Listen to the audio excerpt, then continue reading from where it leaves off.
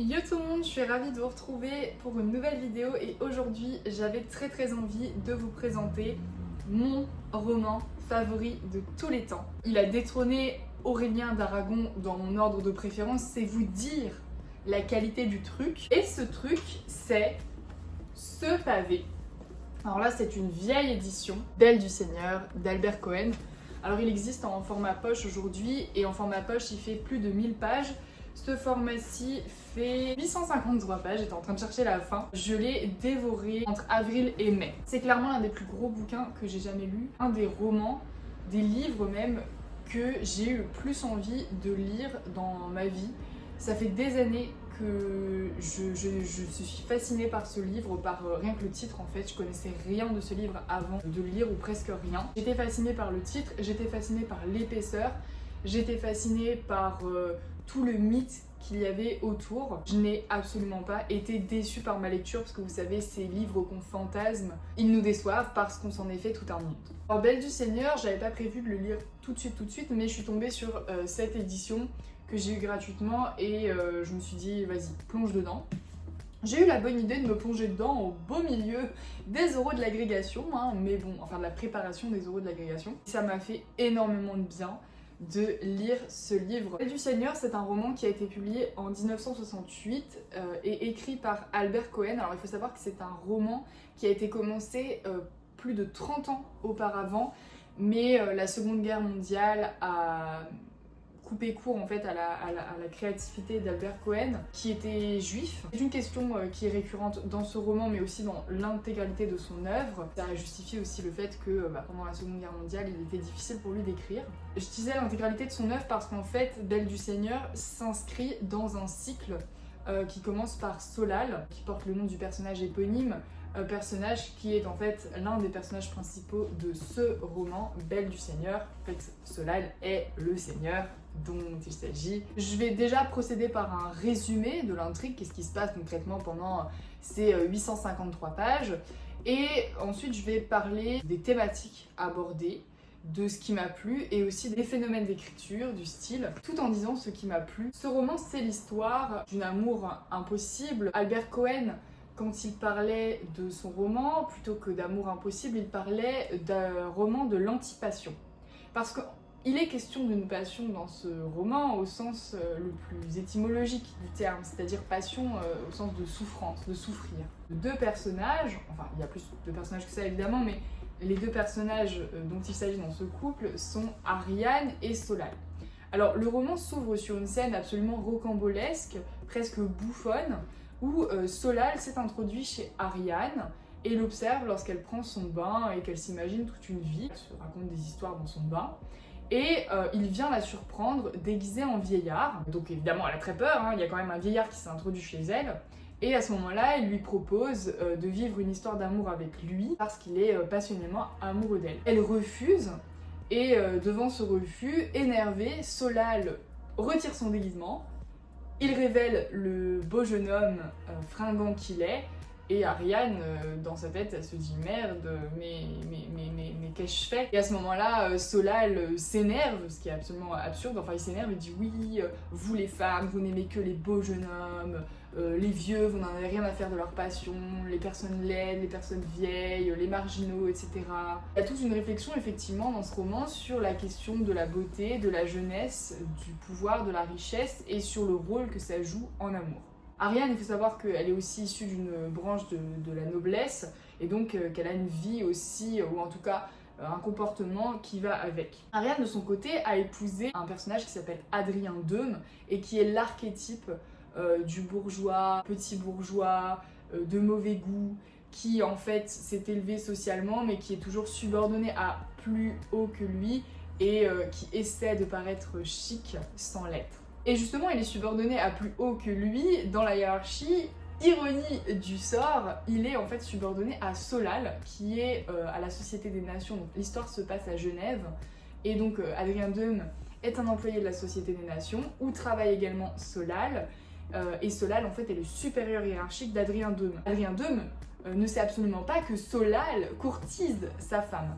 Puisque Solal va rencontrer et tomber amoureux d'Ariane, donc la femme d'Adrien Deume. Je crois que c'est au cours d'un opéra, mais On ne le sait pas, en fait c'est antérieur à l'histoire qui est racontée dans le roman. Ce qui est raconté dans le roman, en fait, c'est comment Solal va réussir à séduire Ariane et surtout les conséquences. C'est un roman qui est particulier parce que la période de séduction, de flirt ou de découverte de l'autre est vraiment très brève. Toute la première partie du roman, qui est, il est vrai, assez longue, mais qui me semble est nécessaire pour apprécier la seconde partie, c'est plutôt la vie d'Ariane et d'Adrien Deume. Il est assez peu question finalement de Solal dans cette première partie. Il s'agit en fait de la vie conjugale assez plate et morne d'Ariane et d'Adrien Deume. Cette vie de petit bourgeois qu'Ariane subit, puisqu'en plus elle vit avec les parents de son mari, qui sont encore pires que son mari, en termes de petit bourgeois, d'hypocrisie, de religiosité, sans religion, essayer de copier les meilleurs sans l'être. Toute cette première partie, c'est justement la critique, une satire de la bourgeoisie et de l'hypocrisie de la société. En tout cas, c'est comme ça que je le vois. Et j'ai adoré cette satire de l'hypocrisie de la société et de la petite bourgeoisie. Dans cette première partie, c'est pour moi l'élément essentiel. La passion, ou plutôt l'anti-passion, arrive au milieu du roman, ou plutôt dans la seconde partie du roman, parce qu'au milieu du roman, il y a donc ce tournant, ce point de bascule, où on passe d'Adrien Deume à Solal, et à Solal qui va réussir en un rien de temps à conquérir Ariane, une scène assez époustouflante d'absurdité au niveau du discours et de la rhétorique, mais Solal va expliquer en, je crois que c'est 10 points, non 12 points, comment il va réussir à séduire Ariane, et à la fin de cette explication, à la fin des 12 points, il a réussi à séduire Ariane.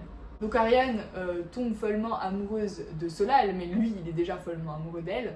Et la seconde partie du roman s'axe autour du récit de leur passion.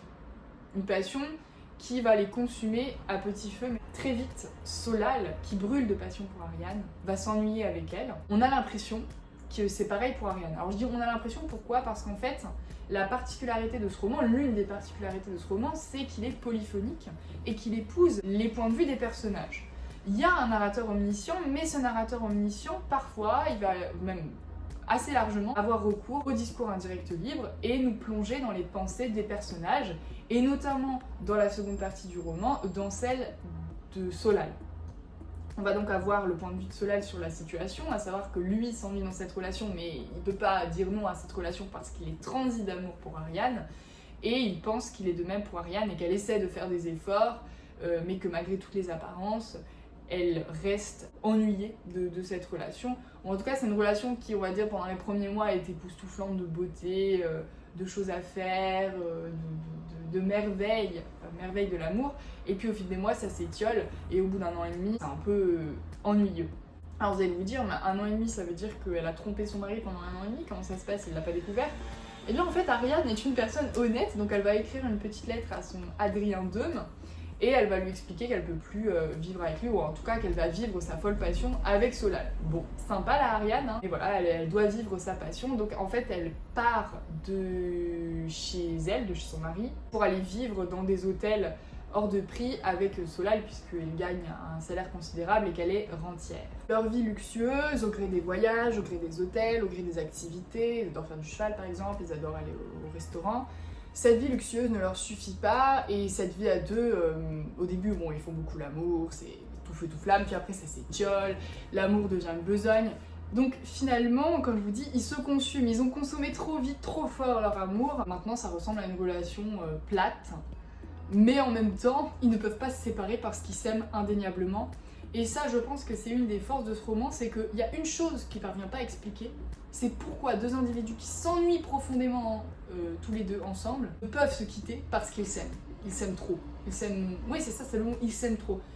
Solal et Ariane s'aiment trop, tellement trop que, attention, gros spoiler, passez 1 minute, 2 minutes si vous voulez pas ce spoiler, mais la fin du roman, c'est en fait le suicide mutuel des deux personnages qui vont se suicider donc ensemble avec du poison, il me semble, parce qu'ils ne peuvent plus vivre ainsi, mais en même temps ils ne peuvent pas vivre l'un sans l'autre, et donc la seule solution c'est de mourir ensemble pour faire taire cette souffrance et avoir une mort finalement un peu à la Tristan et Iseux, hein, c'est-à-dire que la mort ne les séparera pas. Ils sont réunis dans la mort qu'ils ont eux-mêmes décidé, c'est leur propre destin.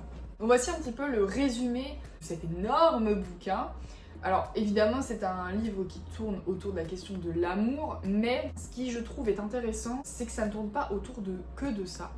Et d'ailleurs on a l'impression, quand on commence le livre, je vous disais, hein, la première partie du roman c'est plutôt une satire de la société, plutôt qu'un roman d'amour, et on se dit mais en fait, qu'est-ce que c'est que ce livre? J'ai pris ce livre pour Belle du Seigneur, donc je m'attends à une histoire d'amour, une romance un peu médiévale, hein, et finalement on se retrouve à être complètement déstabilisé dès les premières pages, dès la première partie du roman.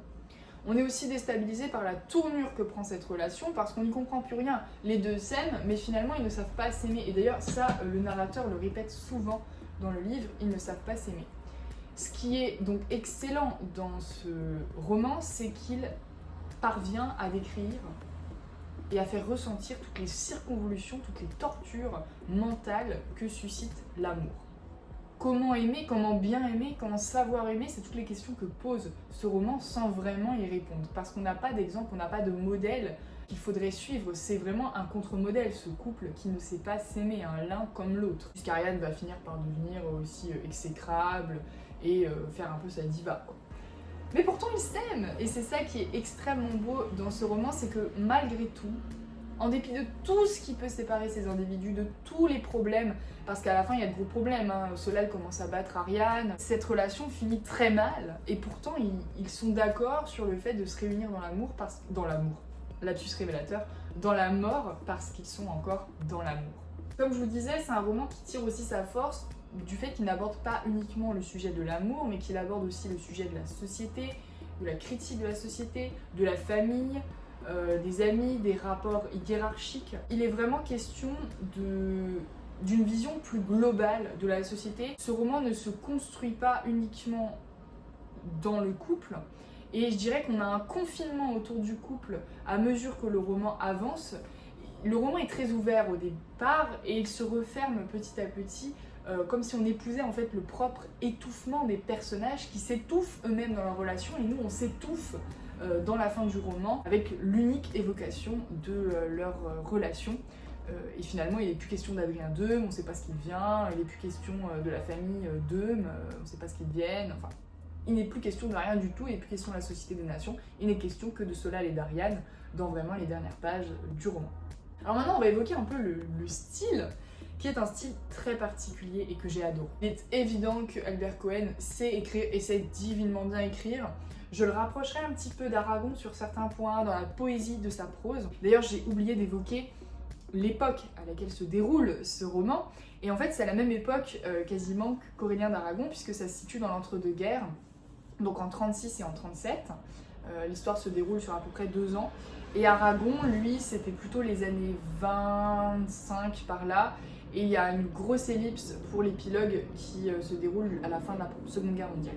J'aime beaucoup ces romans de l'entre-deux-guerres. J'aime beaucoup aussi Les jeunes filles de Monterland qui se déroulent durant la même période. Style, comme je vous disais, donc des parties en prose très lyriques, très poétiques, et d'autres parties beaucoup plus hachées, avec des phrases nominales, des chapitres entiers où on n'a pas de points, c'est-à-dire ce sont de longues phrases sans points qui montrent en fait toutes les circonvolutions des personnages. Alors au début notamment, on a Ariane, elle se fait des scènes toute seule, par exemple là le chapitre 2, sur des pages entières en gros, ça fait des phrases à la Claude Simon, il n'y a pas de points. Je vais vous lire juste un extrait. J'adore l'eau trop chaude, attends chérie, attends, on va en faire couler juste un filet pour que le bain devienne brûlant sans qu'on s'en aperçoive. Quand je suis gênée, il paraît que je louche un peu pendant quelques secondes, mais c'est charmant. La Joconde a une tête de femme de ménage. Je ne comprends pas pourquoi on fait tant de chichi pour cette bonne femme. Est-ce que je vous dérange, madame? Mais non, pas du tout, monsieur. Seulement tournez-vous parce que je ne suis pas très visible en ce moment. À qui ai-je l'honneur, monsieur? Je m'appelle Amundsen, madame.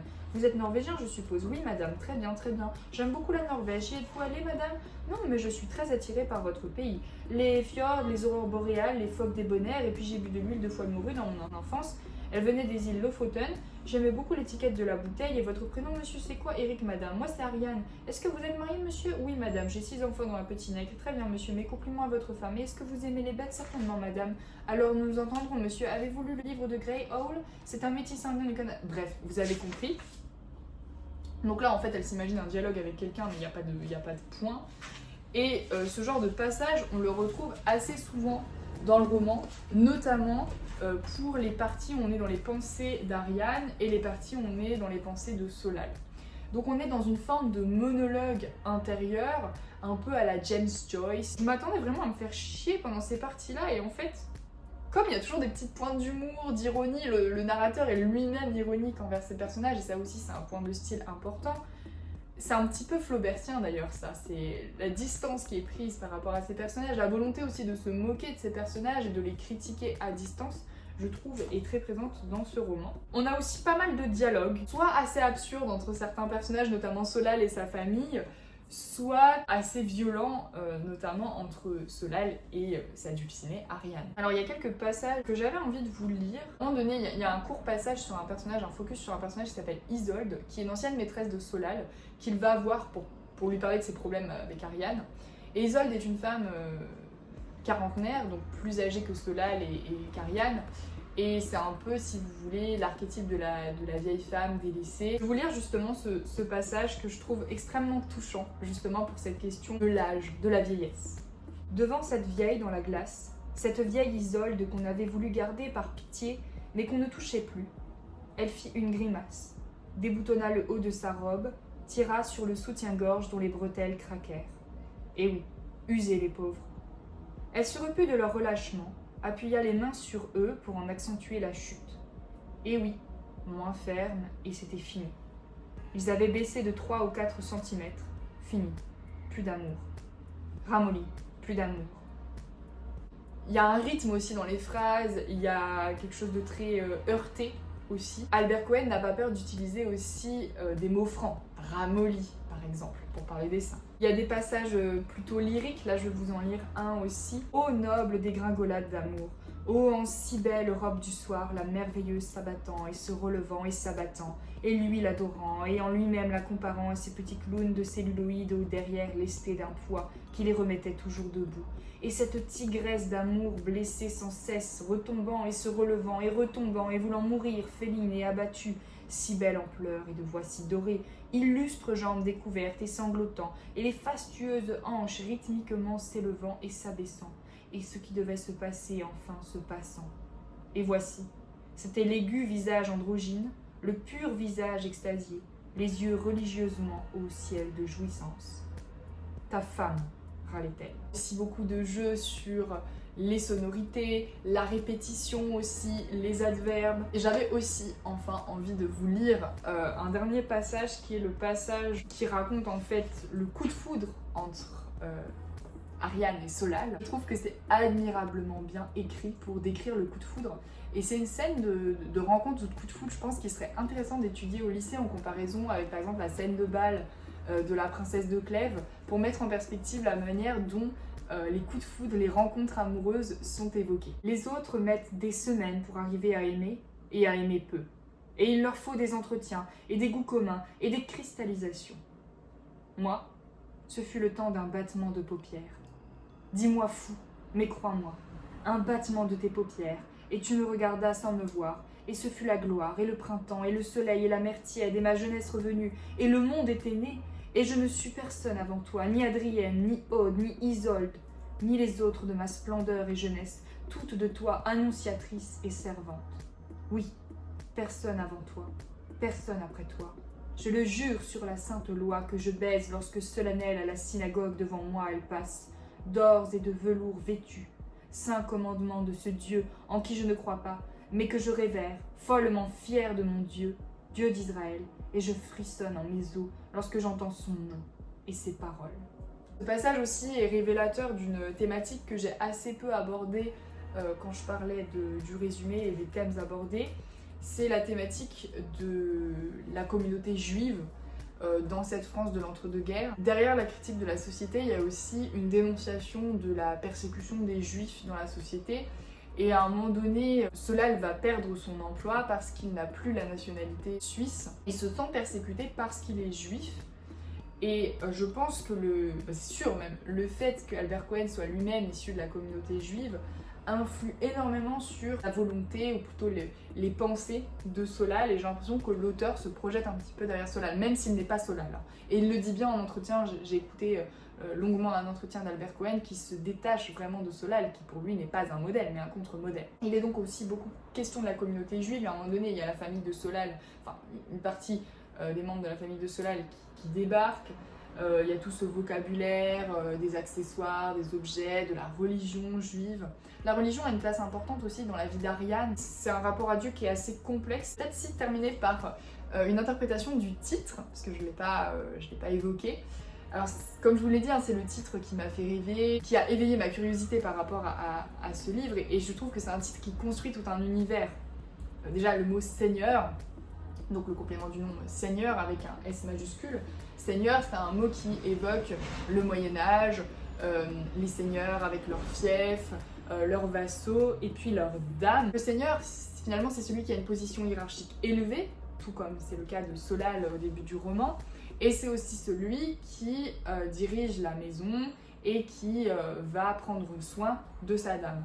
Donc clairement, il y a quelque chose, vous allez me dire, d'assez vieux jeu dans cette relation sentimentale, mais évidemment, et n'oublions pas que ce roman a été écrit il y a une soixantaine d'années. En tout cas, publié il y a une soixantaine d'années, mais écrit il y a presque 100 ans, en débuté il y a presque 100 ans.